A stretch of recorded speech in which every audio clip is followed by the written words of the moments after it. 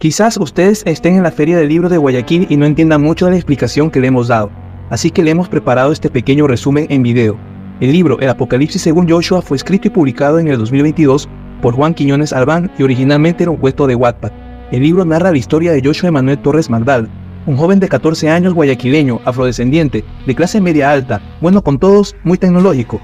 Un día, allá por el 2014, viendo YouTube, Joshua ve la película de la profecía y cómo a cada rato en esta repetían el versículo de Revelaciones 13:18, aquel que tenga sabiduría que calcule el número. En vista que en la película nadie lo calculaba, Joshua dijo, ¿y si lo calculo yo? Luego de aprender ciertos fundamentos de gematria hebrea, es decir, las letras en hebreo tienen una equivalencia numérica, Joshua calcula el número de la profecía y como no sabía hebreo, lo coloca en el traductor de Google. Tras obtener una traducción errónea, Joshua tiene durante 2 días unas pesadillas a las que no le da importancia pensando que solo son idea de él. Un día, estando con unas amistades en el paradero de la Metrovía, que en Ecuador es como una estación de buses urbanos, Joshua y sus amigos usan una aplicación de celular llamada EcoBox. EcoBox era una app que allá por el 2014 decía emular la comunicación con seres que no se encuentran en este plano o dimensión. Tras ir asustados, Joshua en su hogar y la dueña del celular en una discoteca por separado, tuvieron experiencias difíciles de explicar con la razón. Joshua fue atacado en la madrugada por su hermano menor James, de 4 años, de forma repentina.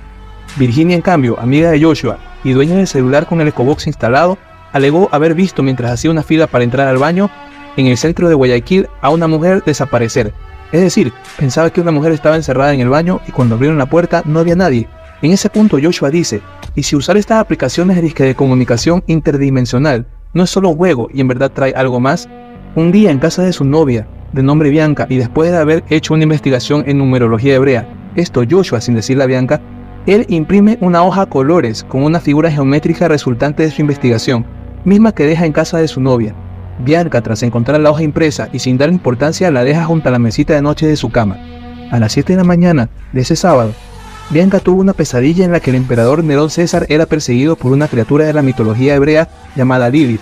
Bianca se levanta asustada, le manda un WhatsApp a Joshua, pero ambos creen que es una coincidencia, dato que nadie preguntó. Bianca era muy estudiosa, pero no había oído de Lilith jamás, y con respecto a Nerón César, pues solo sabía que fue un emperador romano, y nada más. Con el logo impreso junto a su cama, Bianca tiene a las 7 de la mañana, cambio del día siguiente, el domingo, una alucinación. Escuchó a su sobrina menor de 4 años pedirle auxilio, pero esto no era real. Le cuenta a su novio Joshua lo sucedido y en ese punto él se percata que su impresión a colores se relacionaba con las malas experiencias de su novia en esos 2 días. Nuevamente Joshua se cuestiona en ese punto, esto ya es demasiado. Investigo algo y tengo 2 días de pesadillas. Juego con esa aplicación de presunta comunicación interdimensional y mi hermano de 4 años me ataca en la madrugada como en las películas de terror. Imprimo algo y mi novia, sin saber de mis investigaciones, tiene una pesadilla y una alucinación. Esto es como en las mafias. Hay una fuerza en el algoritmo y en el internet, es algo malvado, y si a mí no me ataca como si fuera una mafia, atacará a mis seres queridos.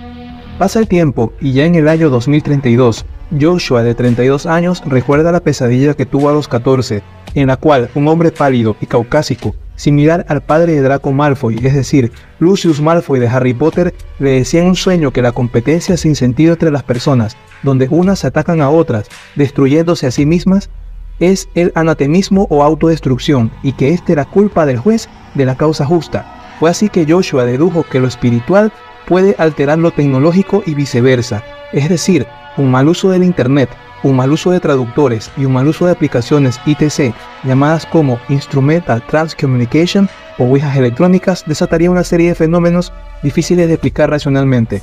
Hay algo en el algoritmo que controla el internet, la IA, y ese algo es Shoshes. Shoshes, la pronunciación de la palabra en hebreo que encontró Joshua por gematria a los 14 años.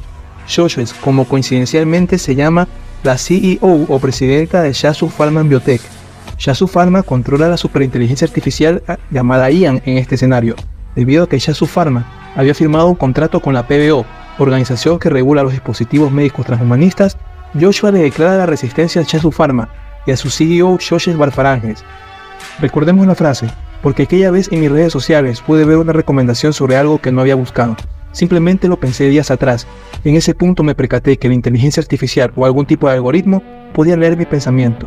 Tras esto, Joshua funda el movimiento antitranshumanista, filial Ecuador, que busca oponerse a la fusión entre humanos y la tecnología. Peor aún, una fusión con Ian, la superinteligencia de la señorita Shoshes Bar Faranges, CEO de Yasu Pharma Biotech.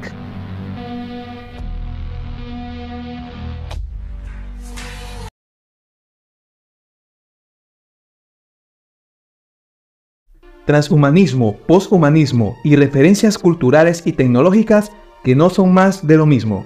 Dante Alighieri, entre 1314 a 1321, en su poema Paraíso, dijo en italiano: transhumanar significa perverba, non si poría, lo que en español quiere decir elevarse, trascender más allá del humano, no se puede describir con palabras. La palabra transhumanar o transhumanare fue un neologismo en italiano creado por Dante. Incluso aún, esta palabra no es utilizada en el idioma, empleándose a efecto la palabra trascendere. Hablemos ahora del transhumanismo, poshumanismo y singularidad tecnológica.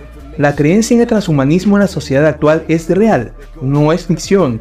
Consiste en una fusión paulatina y en promejora del hombre y la tecnología. Implica implantes, prótesis, modificación genética y otros métodos conocidos o no que faciliten la referida fusión. El hombre transhumanizado deberá acceder con las adaptaciones al humano promedio para ser considerado como transhumano. Existen diversos textos, convenciones, simposios con posturas filosóficas, teológicas a favor o en contra de esta filosofía o ideología. Para esta pequeña conferencia, la palabra transhumanismo por sí misma proporcionaría un campo de interés para creación de contenido de ficción o ciencia ficción. El transhumanismo al 2023 tiene además presencia política. Existen diversos partidos legalmente instituidos en países tales como Estados Unidos, Reino Unido, Alemania. Esto es real, no es ficción. Existen varios autores que basan su obra en la temática del transhumanismo y poshumanismo. Ellos son Adela Cortina, española, filósofa erudita de 76 años. Albert Cortina, español, aparentemente no relacionado con la señora Adela. Es arquitecto, urbanista y humanista. Ambos coquetean un poco la temática transhumanista. Y es lógico, puesto que la superación de las limitaciones físicas puede resultar a ratos muy intrigante e incluso tentador. Otra postura tiene en cambio Miklos Lucas de Pereni, quien es un filósofo peruano con una postura crítica al transhumanismo y a la agenda transhumanista. José Félix Patiño Restrepo, médico colombiano fallecido en 2020, escribió en su momento un artículo académico sobre esta temática. El doctor Patiño Restrepo veía los pros y contras del transhumanismo desde su perspectiva de médico. En Ecuador, se publicó en el 2023 el libro de la Universidad Politécnica Salesiana titulado como Transhumanismo, realidades paralelas, elaborado por varios autores. El libro aborda la temática desde un punto de vista teológico y filosófico. Journals y papers académicos posthumanistas. La temática del posthumanismo, es decir, la fusión total del hombre con la máquina y que en algunos casos busca la amortalidad, la muerte de la muerte y el polémico tema de la inmortalidad del hombre, cuenta con varios journals o revistas académicas entre las que destacamos Journal of Posthuman Studies, Journal of Posthumanism. Recalcamos que en nuestra ficción, los personajes de Joshua Emanuel Torres y James Joshua Torres rechazan el transhumanismo con fines que no sean médicos o de tratamiento, condenan el posthumanismo y cualquier ideología que busque distorsionar el futuro del ser humano. Y esto es completamente lógico, puesto que son teístas, y la negación de la muerte implica per se negar la promesa de la vida eterna, aunque por otro lado, en el escenario ficticio de los libros de Juan Quiñones Albán, varias personas no teístas se oponen al transhumanismo por una posible distorsión de la teoría de la evolución de las especies propuesta por Darwin. El concepto del transhumanismo en varios aspectos se asemeja bastante al de la eugenesia, pero son diferentes en sus métodos y la mayoría de sus objetivos.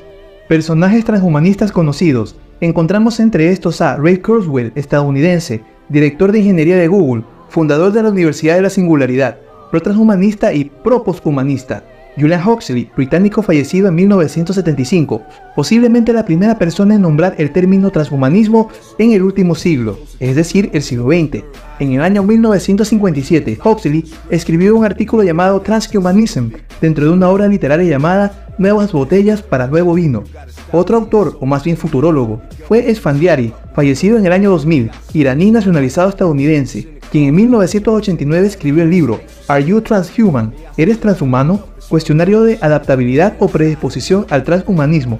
Su cadáver se encuentra actualmente criopreservado, es decir, vitrificado por congelación ultrarrápida, conservando así, en teoría, mejor sus tejidos. Teólogos que hablan del transhumanismo. En la Iglesia Ortodoxa, el padre estadounidense Peter Hirsch es muy crítico del transhumanismo desde el punto de vista de un cristianismo ortodoxo. Asimismo, varios pastores de diversas iglesias cristianas se oponen al transhumanismo y al posthumanismo que deriva de esta filosofía. Por otro lado, el docente de estudios religiosos, Robert Gerasi, plantea la idea de que la temática de la IA se le da un enfoque escatológico, similar a lo que dijo Karl Lewis respecto a la secularización de la escatología. Karl Lewis propuso que la idea moderna de progreso histórico es una versión secularizada, o no religiosa, de la escatología cristiana. Esto lo hizo en el año 1949, en su obra De la época de la historia. Según Lewis, la modernidad transformó la visión cristiana del fin de los tiempos en una idea de progreso continuo basado en la razón y la ciencia. La visión de Robert Gerasi es darle enfoque escatológico a algo tecnológico, acuñado bajo el término IA apocalíptica. Es decir, Robert Gerasi mitifica la tecnología. Pese a no ser teólogo o profesor de estudios religiosos como Gerasi, el autor de ficción Juan Quiñones Albán le otorga un enfoque tecnológico a una historia de suspenso o intriga de tipo mística, es decir, tecnifica el misticismo. ¿Podríamos llamar una literatura experimental de autoría compartida entre IA y humano como escatología de la IA? Tal vez sí, aunque más bien sería una simulación de escatología, entendiéndose por escatología el estudio último de una era, o algún suceso por su definición etimológica en sí, en vez de relacionar a la palabra escatología con el fin de los tiempos, que se aborda en casi todas las perspectivas teológicas per se. Veremos ahora cuando la realidad parece fusionarse con la ficción. Mind the Beast, la experiencia de Chen Shihao, médica china que trabaja en la Universidad de Singapur.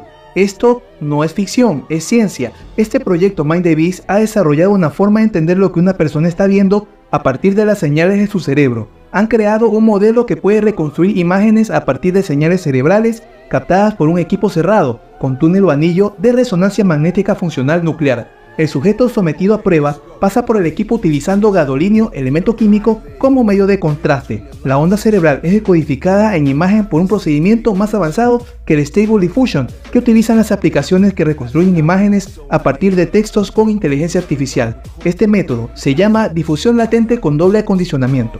La difusión latente con doble acondicionamiento, DCLDM por sus siglas en inglés, es un modelo matemático que se utiliza para decodificar los estímulos visuales humanos a partir de las grabaciones cerebrales. Es decir, el estímulo captado de forma visual se transforma en onda cerebral y es reconstruido en una imagen de características similares a la imagen de partida.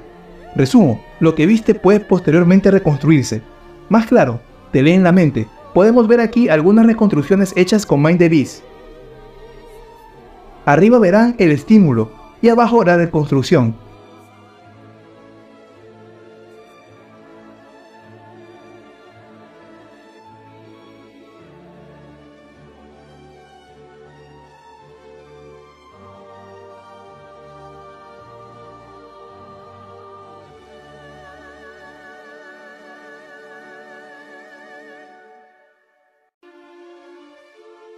Eso es todo lo que tenemos que decir al respecto. Ahora, un pequeño espacio publicitario. Si les gustó la exposición y desean saber más, escaneen el código QR de la editorial. Muchas gracias.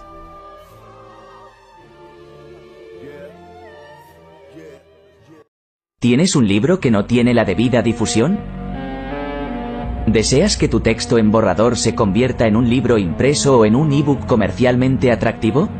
No lo pienses más y publica con nosotros. Somos EDLT Publications. Tenemos entre nuestros autores a Juan Quiñónez Albán, Francisco de la Torre, y próximamente a Jacques-Louis Bertrand. ¿Tienes un libro autopublicado en español y deseas traducirlo y publicarlo al inglés? Nosotros podemos hacerlo por ti. Síguenos y contáctanos en las siguientes redes sociales. No desaproveches esta oportunidad.